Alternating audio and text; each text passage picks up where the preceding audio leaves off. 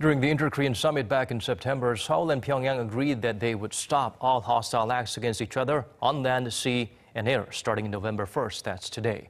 It's a move seen as a milestone in the history of inter-Korean relations. Here's Won Jung-hwan with the updates.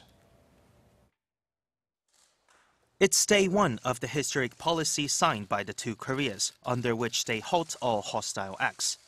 In accordance with the military agreement signed by the two sides last month, they have officially ceased a range of military exercise aimed at each other along the Military Demarcation Line.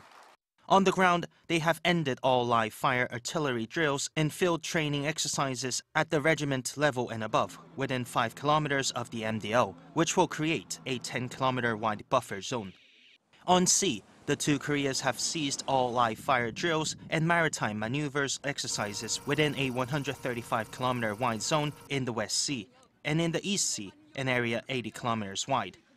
They've put covers over the barrels of artillery guns on the coast, and they've closed all gun ports within the zones. In the air, the two sides have banded tactical live-fire drills involving a range of aircraft within designated no-fly zones in the eastern and western regions along the MDO.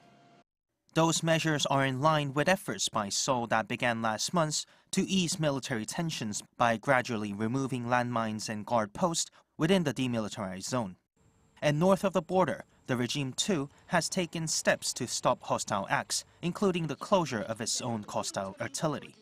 The Seoul's National Security Council emphasized the importance of the two Koreas' step towards peace.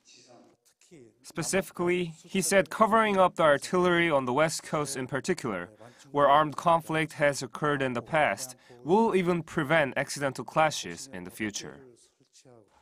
Chung added that the standing member of the National Security Council Committee will continue to thoroughly manage the situation with related ministries, so that inter-Korean military agreement will be carried out according to plan agreed by the leaders of Seoul and Pyeongyang. Won Jung-hwan, Arirang News.